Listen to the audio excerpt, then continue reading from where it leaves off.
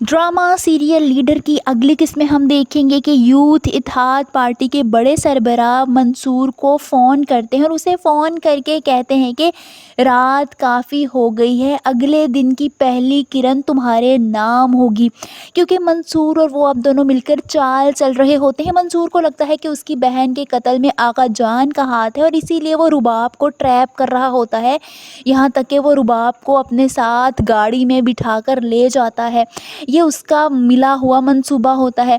जब ये बात मंसूर के दोस्त को पता चलती है तो वो बहुत ज़्यादा डर जाता है कि मंसूर अपने से बड़े लोगों से पंगा ले रहा है।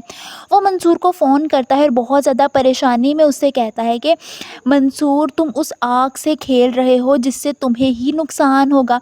क्योंकि वो जानता है कि उसकी जान ख़तरे में हो और आगा जान को जब पता चला कि रुबाब यहाँ से जा चुके हैं और उसको लेकर जाने वाला कोई और नहीं बल्कि मंसूर है, तो वो ईंट से ईंट बचा देंगे। बस इसी वजह से वो बहुत ज़्यादा डर रहा होता है, मगर मंसूर अपने दोस्त की कोई बात नहीं सुनता। उसके दिमाग में सिर्फ़ और सिर्फ बदले की आग मौजूद होती है। दूसरी तरफ हम देखेंगे कि मंसूर अपनी वालिदा से मिलता है और उनसे कहता है कि मैं अपनी बहन की मौत का बदला ज़रूर लूँगा, क्योंकि उन्हें सब्र ही नहीं आ रहा होता। ये सुनकर उसकी माँ रोते हुए उसको प्यार करके कहती है कि मेरे बच्चे, तुम्हें कुछ होगा तो नहीं, क्योंकि वो भी जानती हैं कि मंसूर कितना ज़्यादा जुनूनी है और ये ना हो कि मंसूर की अपनी जान इस सारे बदले में चली जाए।